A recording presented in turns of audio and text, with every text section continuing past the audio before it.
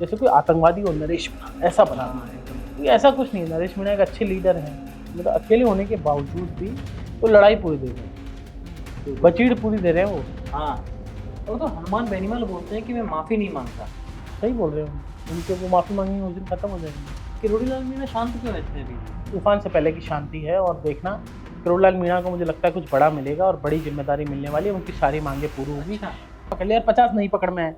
जो गलत आदमी अगर सिस्टम में घुस गया ऐसा ही, तो वो जो पैसे दे के पेपर लेके पास हुआ है, तो वो जनता से पैसे लेके ही तो एफआईआर दर्ज करेगा, फर्जी एफआईआर दर्ज होगी। इससे पूरा राजस्थान का तंत्र खराब हो जाएगा, हमारा भविष्य खराब हो जाएगा। सरकारों को यह सोचना चाहिए कि अगर किसी ने ईमानदारी से पेपर दिया एसआई भर्ती में, उस व्यक्ति को छूट देनी चाहिए, एज में, एज लिमिट पे, और नहीं छूट देनी चाहिए, बिल्कुल देनी चाहिए। कोई ऐसा बीच का क्राइटेरिया निकालना चाहिए। लेकिन अगर सिस्टम में कोई गलत एसआई 50 भी पहुंच गया, आप सोचिए। ये अच्छी बात है कि सचिन पायलट खुद विधानसभा में जा रहे हैं। हालांकि विधानसभा से वसुंधरा राजे है ना, उन्होंने दूरी बना रखी है, अशोक चांदना दूरी बना, पूर्व मंत्री थे। उद्घाटन और शुभारंभ में क्या फ़र्क है? देखिए, वो जो कॉन्स्टिट्यूशन क्लब की आप बात कर रहे हैं ना, मैं उसकी बात पे जाता हूँ कि ये पॉलिटिक्स है। मुझे लगता है कि कांग्रेस को बड़ा दिल रखते, इनको कर देना चाहिए था, क्या फर्क पड़ता है। प्रताप सिंह का मैं पहली बार मैं बहुत निराश हुआ प्रताप सिंह जी से। महिला दिवस से 2 दिन पहले महिला विरोधी सोच उनके सामने, ओछी मानसिकता जिसे कह सकते हैं, ये जो उनकी तुच्छ मानसिकता थी ना, मुझे इससे घृणा हुई प्रताप सिंह से, कि एक लेडी जो खुद संघर्ष कर रही है, एक लेडी जिसकी इतनी बड़ी लेगेसी है। राम राम सा अताई विद भाई जी में आपका स्वागत है। गर्मी बहुत हो गई है यार, आज तो साला। बहुत ज़्यादा गर्मी हो गई यार। हाँ। एसी चलाओ सर। एसी अभी क्या है, जाती हुई सर्दी और आती हुई गर्मी, खतरनाक वेदर है ये। इसमें क्या है कि तबीयत क्यों चुटकियों में खराब हो जाएगी, गला बैठ जाएगा, थोड़ा वेदर भी खराब, बुखार भी हो सकता है ना। तो टेम्परेचर का जो आना जाने का सिलसिला है ना, ये बहुत खतरनाक होगा। ये मार्च का महीना है भैया, खतरनाक होता है। तो बाकी चाय वाय नहीं पी रहे अभी? चाय क्या, कल से तो अब नींबू शिकंजी, नींबू मंगवाएंगे, शिकंजी पियेंगे, आपको पिलाएंगे। इन अभी जो है स्वास्थ्य के लिए भी लाभदायक है शिकंजी, है ना। और बताओ। तो सर ये अपने जो नरेश मीणा है, उनको न्याय कब मिलेगा? मतलब बहुत टाइम से चर्चा हो रही है, एक थप्पड़ के ऊपर उनको मतलब इतना कर दिया, तो न्याय कब मिलेगा उनको? मेरे को लगता है नरेश मीणा को, हमारा स्टैंड क्लियर है कि न्याय मिलना चाहिए। इतनी बड़ी कोई घटना नहीं थी। थप्पड़ पे वैसे तो तुरंत जमानत हो जाती, मैं आपको बता दूं क्लियर। आज आप मुझे थप्पड़ मार दो, मैं आपके खिलाफ केस लिखा दूं, तो आपकी जमानत हो जाएगी। शायद आईपीसी की धारा दो, उसकी छोटी मोटी धाराओं के अंदर ये मुकदमा दर्ज होकर जमानत हो जाती है। कई बार तो थाने से भी ले लेते हैं, कोर्ट से भी हो जाती है। और 151 में भी कई बार जमानत हो जाती है, मुकदमा पूरा नहीं दर्ज करते तो शांति भंग के आरोप में। इतना बड़ा घटनाक्रम बना दिया, उसके इतने सारे केस जोड़ के उनको इतना बड़ा, जैसे कोई आतंकवादी हो नरेश मीणा, ऐसा बना दिया एकदम। तो ऐसा कुछ नहीं है, नरेश मीणा एक अच्छे लीडर हैं। यूनिवर्सिटी का चुनाव लड़ा, फिर एक चुनाव संघर्ष किया, वहाँ से 12 की तरफ से लड़े, एक चुनाव, ये अच्छा चुनाव लड़ा। अगर कोई उनके बड़े लोग और साथ होते तो चुनाव जीत जाते। जनता उनको बड़ा पसंद करती, युवा उनको बड़ा पसंद करते। राजस्थान में युवाओं के लीडर हैं, एक तरह से युवाओं के अच्छे लीडर हैं। तो नो डाउट उनका भविष्य अच्छा है, और मुझे लगता है कि सरकार को, सिस्टम को, उनको जल्द से जल्द रिहा कराने का प्रयास करना चाहिए। हालांकि उनके पिताजी राजस्थान के मुख्यमंत्री भजनलाल शर्मा जी से मिले थे, और मुझे लगता है कि पॉजिटिव रिप्लाई आया होगा, सब अच्छा होगा। मुझे लगता है सारी चीज़ें अच्छी होने वाली है राजस्थान में, और उनका अच्छा होगा। और जितने दिन वो जेल में है, वो नेता ही बन रहे हैं, लेकिन हम तो चाहेंगे, और उनके समर्थक भी चाहते हैं कि जेल से बाहर आए। और देखना जलसा होगा बड़ा, जेल से बाहर आएंगे जल्द से नरेश मीणा, मुझे उम्मीद है जल्द बाहर आएंगे। और नहीं होंगे तो बड़ा आंदोलन होगा। उनके लोग आंदोलन तो होगा ही सर, उनके लोग कह ही चुके हैं बहुत। और सर हनुमान बेनीवाल है जो, वो डोटासरा पर सीधा बोल रहे हैं, सीधा निशाना साध रहे हैं कांग्रेस पे। हनुमान बेनीवाल देखिए लगातार एक्टिव है, और किसानों की बात भी उठा रहे हैं, कोई आत्महत्या हो रही है वो भी बात उठा रहे हैं। तो लगातार राजस्थान में थर्ड फ्रंट के रूप में बीएपी तो है ही, बीएपी भी बहुत एक्टिव है। और हनुमान बेनीवाल अकेले, मतलब अकेले होने के बावजूद भी वो लड़ाई पूरी दे रहे हैं, बचीड़ पूरी दे रहे हैं वो। हाँ, लगातार। और वो एक्टिव है, और वो कह रहे हैं कि देवनाथ जी के रोने पर उन्होंने कहा कि मैंने तो आज तक ऐसे रोते हुए नहीं देखा। तो एक बार बोले कि कांग्रेस के नेता हैं, चौधरी, वो जो सचिन पायलट के क्लोज हैं बाड़मेर वाले, वो उनके वसुंधरा जी ने उन पर बहुत दबाव डाला तो वो रोने लग गए। तो हनुमान बेनीवाल जी ने ये बयान दिया और कहा कि मैं होता तो माफ़ी नहीं मांगता, वो डोटासरा जी के लिए कह रहे हैं। हालांकि डोटासरा कह रहे हैं कि मैंने तो माफ़ी मांगी नहीं, वो तो सदन में गए नहीं, उनके टीकाराम जूली ने माफ़ी मांगी। हालांकि जाट जो समाज है उनमें माफ़ी वाला कॉन्सेप्ट चलता नहीं, फिर वो नेता ज़्यादा चलेगा नहीं, इसलिए शायद मेरे हिसाब से डोटासरा ने सोचा होगा कि माफ़ी मांगना तो बेकार है, इसलिए वो सदन में गए नहीं। और सदन में वो नहीं जा रहे, वसुंधरा राजे नहीं जा रही, और कई ऐसे नेता हैं, आज बात चल रही थी सदन में कि वसुंधरा राजे नहीं आ रही, तो कई दिग्गज नेता वहाँ पे, अशोक गहलोत नहीं दिखाई दे रहे, सचिन पायलट अब आने लगे हैं, और संसदीय कार्य मंत्री जोगाराम कह रहे थे। तो ठीक है, सब अच्छा हो रहा है, मुझे लग रहा है ऑल इज वेल नाउ। और तो हनुमान बेनीवाल बोलते हैं कि मैं माफ़ी नहीं मांगता। सही बोल रहे हैं, उनके वो माफ़ी मांगेंगे उस दिन खत्म हो जाएंगे। वो बोलते हैं मेरी गलती पे मैं माफ़ी नहीं मांगता, जो हो गया वो हो गया। वसुंधरा राजे से नहीं दबे 5 साल, अशोक गहलोत से नहीं डरे, अच्छी बात है, ना डरे ना दबे, और वो 5 साल इनसे भी नहीं दबे, अब भजन लाल जी से भी नहीं दब रहे, तो निडर नेता है, उनके पीछे फौज है, जैसे करोड़ीलाल मीणा है, अपने आप में एक बड़े लीडर हैं। और सर करोड़ीलाल मीणा शांत क्यों रहते हैं अभी? तूफान से पहले की शांति है, और देखना करोड़ीलाल मीणा को मुझे लगता है कुछ बड़ा मिलेगा और बड़ी जिम्मेदारी मिलने वाली है, उनकी सारी मांगे पूरी होगी। अच्छा। एक एजेंसी ने यहाँ सर्वे किया, वो जो सूत्रों से हवाले से मुझे जानकारी मिली, उनका कहना है कि सर्वे में आया है कि एसटी वोट बैंक, अगर करोड़ीलाल मीणा को नुकसान होता है, एसटी वोट बैंक नाराज हो जाएगा। और एक एजेंसी सर्वे ये भी कर रही है कि कौन एमएलए कैसा काम कर रहा है, इसका भी सर्वे, हर विधायक का सर्वे चल रहा है। अच्छा। कि और सीएम कैसा काम कर रहे हैं, सीएम की विधानसभा में कैसा काम हो रहा है, हर विधानसभा में कैसा काम हो रहा है। तो वो एजेंसी एक काम कर रही है जो पिछले चुनाव के वक्त भी बीजेपी के लिए काम करती थी, संभवतः वही काम कर रही होगी। तो वो एजेंसी अपने फीडबैक दे रही है, तो दिल्ली के पास सारा फीडबैक जा रहा है, कौन क्या कर रहा है, कौन कैसे कर रहा है, कहाँ सरकार अच्छा कर रही है, कहाँ गलत कर रही है।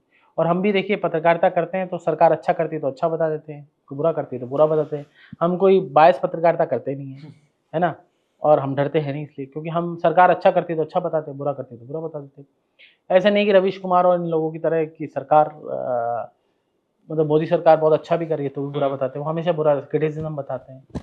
हो सकता है इसके कारण हमारे सब्सक्राइबर भी कम पड़ रहे हो, क्योंकि कई बार क्या होता है कि आदमी सोचता है कि किसी के बारे में विचार बनाता है नेगेटिव, बिल्कुल, तो वो फिर नेगेटिव ही सुनना पसंद करता है। लेकिन मैं ऐसा नहीं हूँ, मैं जो सही होगा सही बोलूँगा, गलत बोलूँगा गलत बोलूँगा, तो मैं स्पष्ट हूँ। हालांकि मुझे स्पष्ट होने का नुकसान भी है, लोग डराते हैं, धमकाते हैं, बोले केस हो जाएंगे, कोई दिक्कत नहीं, वकीलों की फौज पड़ी है, जमानत करा लेंगे। लेकिन क्या है कि जीवन में सत्य को सत्य बोलना, हो सकता है सत्य को सत्य बोलने से नुकसान हो जाए, लेकिन अल्टीमेट गोल ये होना चाहिए कि आप सही को सही बोलो और गलत को गलत बोलो। अगला क्वेश्चन बता दो आप। तो सर आगे ये है कि अपने जो एसआई भर्ती है वो रद्द नहीं हो रही है, मतलब उसके अपन रेगुलर मामले उठा रहे हैं, और सूरतगढ़ में भी छात्रों ने उसका प्रदर्शन किया है, विरोध किया। मुझे सूरतगढ़ का विषय तो नहीं पता, लेकिन एसआई भर्ती निरस्त होनी चाहिए, हम लगातार मांग कर रहे हैं। हम ये कह रहे हैं कि एसआई भर्ती में 50 आरोपी पकड़े गए, सरकार ने कुछ को हटा भी दिया है, बिल्कुल, और दस्तावेज सब आ गए कि पेपर लीक हुआ है ना। 17-18 पेपर लीक हुए थे, मुझे लगता है कि 17-18 जो पेपर लीक हुए थे, इन सभी पेपरों को जांच होनी चाहिए, और एक भी मगरमच्छ नहीं बचना चाहिए, खाली बोल से नहीं, हकीकत में मगरमच्छ पकड़े जाने चाहिए, और एक भी मगरमच्छ नहीं पकड़ा तो ये गलत है, सरकार गलत कर रही है। मोदी ने कहा था कि एक भी नहीं बचेगा पेपर लीक माफिया, तो मोदी जो कहते हैं वो करते ही हैं, तो एक भी नहीं बचना चाहिए। और साथ ही ऐसा ही भर्ती पूरी निरस्त होनी चाहिए, इसलिए क्योंकि अगर मान लीजिए 50 पकड़ लिया और 50 नहीं पकड़ में है, जो गलत आदमी अगर सिस्टम में घुस गया ऐसा ही, तो वो जो पैसे दे के पेपर लेके पास हुआ है, तो वो जनता से पैसे लेके ही तो एफआईआर दर्ज करेगा, फर्जी एफआईआर दर्ज होगी, कुछ भी हो जाएगा। तो किसी पे मैं आप पे करा दूंगा पैसे देके, कल कोई किसी पे करा देगा, इससे पूरा राजस्थान का तंत्र खराब हो जाएगा, हमारा भविष्य खराब हो जाएगा। सरकारों को यह सोचना चाहिए कि अगर किसी ने ईमानदारी से पेपर दिया एसआई भर्ती में, उस व्यक्ति को छूट देनी चाहिए, एज लिमिट में और छूट देनी चाहिए, बिल्कुल देनी चाहिए, कोई ऐसा बीच का क्राइटेरिया निकालना चाहिए। लेकिन अगर सिस्टम में कोई गलत एसआई 50 भी पहुंच गया, आप सोचिए तो वो थाने के अंदर जाके क्या करेंगे। मेरा पॉइंट ये है, पैसे लगाए तो पैसे कमाएंगे वो, अगर कोई पैसे देगा तो पैसे कमाएगा ना। यही प्रॉब्लम है, 50 ही तो पकड़े गए और कहाँ है, जरूर थोड़ी 50 लोगों का पेपर गया। कब निकलेगा इसका सॉल्यूशन निकलना चाहिए साफ। सो हाई कोर्ट ने कह दिया सरकार को, क्या बॉल इन सरकार कोर्ट, बॉल उनके पाले में है, अब गेंद उनके पाले में है, उनको ही इसका निर्णय करना है। और मुझे लगता है राजस्थान की सरकार अच्छा करेगी युवाओं के साथ। मुझे उम्मीद है भजनलाल जी से कि वो अच्छा करेंगे, और जिस दिन भजनलाल जी गेंद उनके पाले में है और वो गेंद बाउंड्री पार पहुंचा देंगे, छक्का लगा देंगे ना इसमें SI भर्ती में, तो हम भी जय जयकार करेंगे, युवा भी करेंगे और जनता भी आपका करेगी। भजनलाल जी, आपसे उम्मीद है, सरकार अच्छा कर रही है और अच्छा करेगी, बेहतर करेगी। उम्मीद है कि SI भर्ती पेपर निरस्त होगा जी। और सर बाप पार्टी विधानसभा में अच्छा प्रदर्शन कर रही है। देखिए बाप पार्टी का मेरे को लगते थे कि राजकुमार रोती अच्छा बोलते हैं, लेकिन छुप रुस्तम में कुछ विधायक इनके कि वो पर्दे के पीछे की हीरो है। जय किशन पटेल है, थावर चंद है, बिल्कुल, और एक और विधायक है, तो ये सब पर्दे के पीछे की हीरो। पहले मुझे लगता था राजकुमार रोती बाप पार्टी के नेता हैं, वही दिखाई पर्दे के, तो अब MLAs बोलने लगे विधानसभा में, आदिवासियों के मुद्दे उठाने लगे हैं, तो है इनमें मतलब कैपेबिलिटी है और अच्छा बोलते हैं। हालांकि राजकुमार रोड तो इनके स्टार हैं, लेकिन वो भी अच्छा बोल रहे हैं। और सर एक सलमान खान का डायलॉग आया है विधानसभा में, कालीचरण बोल रहे हैं कि मैं जो बोलता हूँ वो मैं करता हूँ। तो इससे क्या है? देख, कालीचरण सराफ जो है, इतने दिग्गज नेता हैं बीजेपी के, इतनी बार MLA रहे हैं, मंत्री भी रहे हैं, वसुंधरा जी के करीब भी रहे हैं, तो कालीचरण सराफ ये बोल रहे थे गजेंद्र सिंह के खेमसर को कि मैंने आज तक जो बोला, मैं भी चिकित्सा मंत्री था, इनडायरेक्टली वो ये बोलना चाह रहे होंगे शायद कि मैं भी चिकित्सा मंत्री था, तो मैं भी ऐसे जो बोलता था वो करता हूँ, मतलब फिल्मी डायलॉग है। तो उन्होंने वो एक विधानसभा में ले लिया। हालांकि विधानसभा में आज एक तीखी नोकझोंक देखने को मिली कि जो UDH मंत्री है पूर्व, शांति धारीवाल और जाबर सिंह खर्रा के बीच में तीखी नोकझोंक देखने को मिली। विधानसभा का दिन आज दिलचस्प था और टीकाराम जूली लगातार एक्टिव नजर आ रहे हैं, लगातार सरकार पे सवाल खड़े कर रहे हैं। उन्होंने भी आज मीडिया के सामने आके वापस से बोला कि जो योजना है वो हमारे नाम की थी, बीजेपी तो उनका क्रेडिट खा रही है। उन्होंने बोला मेट्रो हम लेके आए, पुल हम लेके आए, जो तमाम योजना है उनके बारे में उन्होंने बोला। तो ये सब चीजें हैं ये। और सचिन पायलट भी देखिए एक्टिव नजर आ रहे हैं लगातार। मैंने देखा एक बहुत बढ़िया यूथ कांग्रेस की रैली थी जो नशा मुक्ति वाली, वो सचिन पायलट उसमें गए और बढ़िया साइकिल चलाई उन्होंने, एक फिटनेस का भी मैसेज दिया, साथ में नशा मुक्ति का भी मैसेज दिया। तो सचिन पायलट का एक मैसेज था और लगातार वो एक्टिव नजर आ रहे हैं। ये अच्छी बात है कि सचिन पायलट खुद विधानसभा में जा रहे हैं अब। हालांकि विधानसभा से वसुंधरा राजे है ना, उन्होंने दूरी बना रखी है, अशोक चांदना ने दूरी बना, पूर्व मंत्री थे, वो नहीं दिखाई दे रहे विधानसभा के अंदर इन दिनों। और विधानसभा के अंदर अशोक चांदना, वसुंधरा राजे, अशोक गहलोत और जो बीकानेर की सिद्धि कुमारी है विधायक बीजेपी की, वो भी नहीं दिखाई दे रही। तो ऐसे कई दिग्गज नेता नहीं दिखाई दे रहे। हालांकि आज वो संसदीय कार्य मंत्री जो थे, उन्होंने भी, जोगाराम पटेल ने भी बोला कि ये जो एक्टिव नहीं दिखाई दे रहे उन विधायकों को आना चाहिए। हालांकि सदन, सही बात है, इतना पैसा खर्च होता है सदन का, तो आना चाहिए। अब वसुंधरा जी की व्यवस्था हो सकती है, बड़ी नेता है, दिग्गज नेता है, लेकिन फिर भी आना चाहिए। मुझे लगता है कि विधानसभा में सभी को आना चाहिए, जिससे क्योंकि जनता के करोड़ों रुपए की मतलब डेली के लाखों रुपए का खर्चा होगा विधानसभा को चलने का, लाइट से लेकर हर चीज होती है, सुरक्षा से लेकर सब चीजें, इतना पैसा इंफ्रास्ट्रक्चर खर्च हो रहा है, तो सार्थक चर्चा भी होनी चाहिए।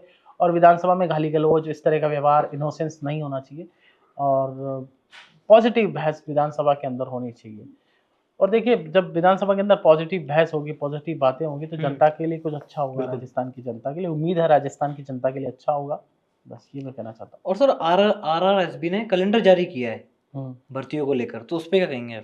नहीं, अच्छा है, भर्तियों का कैलेंडर उन्होंने जारी किया है कि भाई इस डेट पे एग्जाम होगा, इस पे रिजल्ट आएगा, इस पे अपॉइंटमेंट होगा, अच्छी बात है। अगर भर्तियों का कैलेंडर होना चाहिए, टाइम बाउंड फिक्स होना चाहिए। जीवन में सक्सेस कौन होता है? जो टाइम पे पहुंचे। समय बलवान होता है ना, कहते हैं समय बलवान है। तो समय अगर आप समय पे, आप प्रॉपर टाइमिंग से, शेड्यूल से सब कुछ करते हैं। हमारे यूट्यूब में भी शेड्यूल से हम वीडियो लाइन चलेगा, नहीं तो नहीं चलेगा, दुकान नहीं चलेगी हमारी दुकान जब भी चलेगी जब समय से सारे काम लगेंगे। तो आप समय पे जब करेंगे ना, तो शेड्यूल, अगर जो कर्मचारी चयन बोर्ड आयोग के जो चेयरमैन है आलोक राज, शायद उन्होंने ये जारी किया है, अगर उन्होंने, वो पहले भी जारी कर चुके हैं, अच्छे व्यक्ति हैं वो, कर्मचारी चयन बोर्ड के जो चेयरमैन हैं, वो लगातार इनोवेटिव आइडिया, इनोवेटिव चीजें करते हैं, तो अच्छी चीज है, ऐसा होना चाहिए। और अगर ऐसा इम्प्लीमेंटेशन होता है तो that is gonna be good for youth. और राजस्थान में बड़ी समस्या और देश में बड़ी समस्या बेरोजगारी है।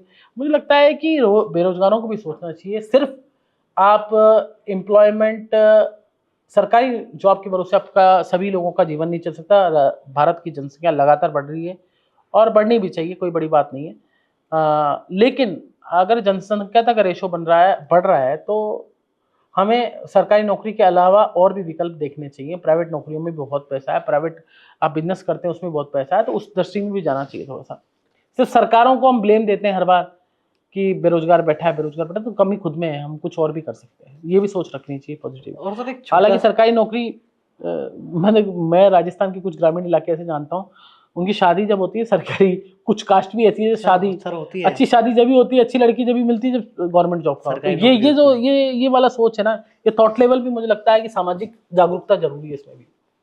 मैं कास्ट का नाम नहीं लूंगा, कुछ कास्ट में ऐसी चीजें हैं। वो बात है कि जब भी मिलेगी छोकरी जब होगी अच्छी सरकारी नौकरी। हाँ, सही सही बात। तो और सर ये अपने एक क्वेश्चन था आपसे, उद्घाटन और शुभारंभ में क्या फर्क है? देखिए वो जो कॉन्स्टिट्यूशन क्लब की आप बात कर रहे हैं ना, मैं उसकी बात पे जाता हूँ कि ये पॉलिटिक्स है। मुझे लगता है कि कांग्रेस को बड़ा दिल रखे, इनको कर देना चाहिए था, क्या फर्क पड़ता है अगर आपने किया है, उन्होंने कर दिया, इससे कोई फर्क नहीं पड़ता। पर सर सब क्रेडिट लेने की लड़ाई है, लेकिन राजनीति में सब चलता है, विपक्ष का वो काम कर रहा है, एक चीज सत्ता पक्ष अपना काम कर रहा है। एक चीज ये भी तो कहनी पड़ेगी, उसको कंटिन्यू करना ही बहुत बड़ी चीज है। हाँ, वो कंटिन्यू करना था, इतनी बड़ी बिल्डिंग बनाई तो कंटिन्यू करना ही था, ऐसी कोई बात नहीं है। लेकिन अब सबका क्रेडिट लेने की होड़ होती है, लेकिन मुझे लगता है कि कोई फर्क नहीं पड़ता, आदमी को बड़ा दिल रखना चाहिए राजनीति में, है ना। दिल मोदी जैसा, मोदी के खिलाफ लिख रहे हैं पत्रकार, एक पत्रकार पे मामला दर्ज हुआ, राजस्थान 5 पत्रकारों पर मामला दर्ज हो गया, ये गलत है। बिल्कुल सोच मोदी जैसी होनी चाहिए, आप फॉलो मोदी को करो ना आप, क्या है बड़ा दिल रखो, इसमें क्या हो जाएगा। हनुमान बेनीवाल का फोन आएगा। चलिए और बताओ। हाँ, और सर ये आईफा अवार्ड जो हो रहे हैं उसमें जो रंजिश हो रही है, जो बातें हो रही हैं, तो उसका क्या है, उस पर क्या कहेंगे आप? जो भी इनमें बातें उड़ रही हैं, कुछ भी कोई भी बोल दे रहा है। देखिए प्रताप सिंह की आप बात करेंगे, I think IIFA award. Pratap Singh नेता जो है ना, वो स्तरहीन बयान था उनका, प्रताप सिंह का। मैं बहुत निराश हुआ प्रताप सिंह जी से। महिला दिवस से 2 दिन पहले महिला विरोधी सोच उनकी सामने आई, बिल्कुल ओछी मानसिकता जिसे कह सकते हैं। उन्होंने क्या बोला, उन्होंने मतलब उप मुख्यमंत्री दिया कुमारी महिला फेस है, बेटी बचाओ अभियान की ब्रांड एम्बेसडर देश की रही है, सांसद रही हैं, एक बार विधायक रही हैं, अभी विधायक हैं विद्याधर नगर से, उप मुख्यमंत्री राजस्थान प्रदेश की। और सबसे बड़ी बात उनके व्यक्तिगत जीवन, कितना बड़ा उनकी लेगेसी है। आप सोचिए, जयपुर राज परिवार पूरे विश्व में उनका नाम है, कितना बड़ा परिवार था, कितना संघर्ष किया उस परिवार। उनके पिता कर्नल भवानी सिंह, इतना बड़ा कर्नल भवानी सिंह का त्याग था। तो ऐसी फैमिली की जो प्रिंसेस है, उसके खिलाफ इस तरह का बयान देना कि आप शाहरुख खान का ने आपका हाथ पकड़ लिया, ये पकड़ लिया, इस तरह से बात करना, ये जो उनकी तुच्छ मानसिकता थी ना, मुझे इससे घृणा हुई प्रताप सिंह से कि एक लेडी जो खुद संघर्ष कर रही है, एक लेडी जिसकी इतनी बड़ी लेगेसी है, ऐसी मानसिकता का परिचय प्रताप सिंह ने दिया, वो अच्छा नहीं था। अब क्या है, आईफा से पर्यटन बढ़ेगा राजस्थान का, आईफा से राजस्थान की उम्मीद जगेगी। एक आईफा अगर राजस्थान में हो रहा है तो आईफा से राजस्थान का कैडर बढ़ेगा। आप सोचिए, दिया कुमारी की सोच लेके आई तो अच्छी चीज है।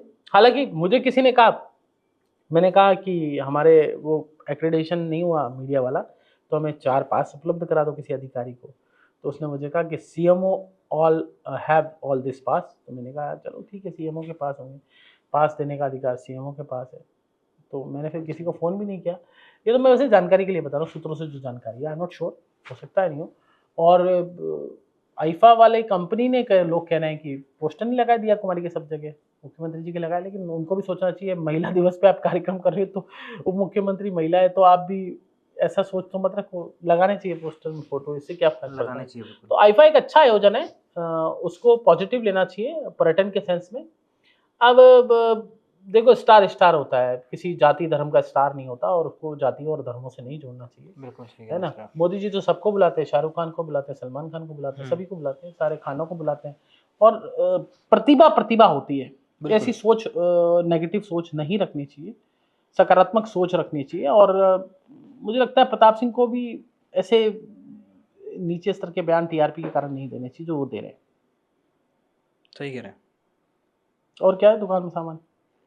सॉरी, बाप पार्टी के विधायक, बाप पार्टी के विधायकों का अच्छा प्रदर्शन है, सिर्फ राजकुमार रोत नहीं, और थावरचंद है, और भी जो नेता है ना, तो वो विधायक हैं जो विधानसभा में लगातार बोल रहे हैं, और उनका प्रेजेंटेशन बड़ा अच्छा है। तो वो ऐसे पर्दे के पीछे की हीरो नजर आ रहे हैं कि पर्दे के पीछे छुपे हुए थे, अब बाहर आए तो अब हीरो टाइप।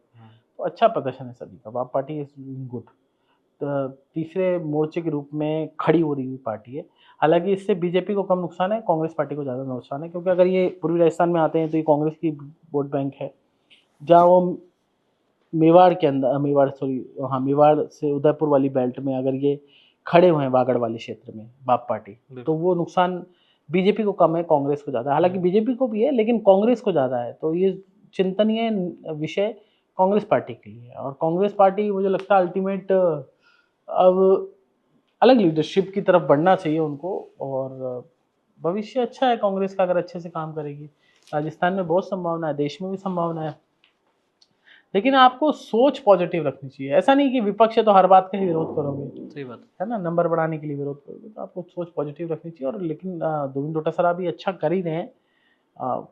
मेरे को डोटासरा जी की एक बात अच्छी लगी, लोग पहले गलत बोले सही बोले, क्या सर? माफ़ी नहीं मांगी उन्होंने, माफी नहीं खुद ने नहीं मांगी। हालांकि मैं, वो हो सकता है व्यक्तिगत तौर पे ही बात बोल रहा हूँ, मैं चैनल के तौर पे नहीं बोल रहा, व्यक्तिगत तौर पे मुझे वो नेता पसंद है, वो लोग पसंद हैं जो झुकते नहीं हैं। झुकते नहीं। मैं भी झुकता नहीं, पुष्पा झुकेगा नहीं, वो फिल्म मैंने देखी, मुझे अच्छी लगी, क्योंकि उसमें ये जो डायलॉग था ना, पुष्पा झुकेगा नहीं, तो मैं क्या पुष्पा हूँ, मैं झुकता नहीं हूँ, डरता नहीं हूँ, दबता नहीं हूँ। जनहित के लिए, जनता हित के लिए सदैव तत्पर हूँ, और आगे भी तत्पर रहूंगा, चाहे मेरी जान चली जाए। आप लोगों के लिए खबर दिखाता रहूंगा, जब तक जान है, जब तक जहान है, जब तक हम हैं, जब तक खबर है, और जब तक खबर है, जब तक आप हैं, जब तक खबर है, और जब तक आप, जब तक हम हैं। जय हो आपकी। और क्या, और सर बस इतना ही हो गया? चलो, राम राम। राम राम सा हतायुत भाई जी में इतना ही। धन्यवाद।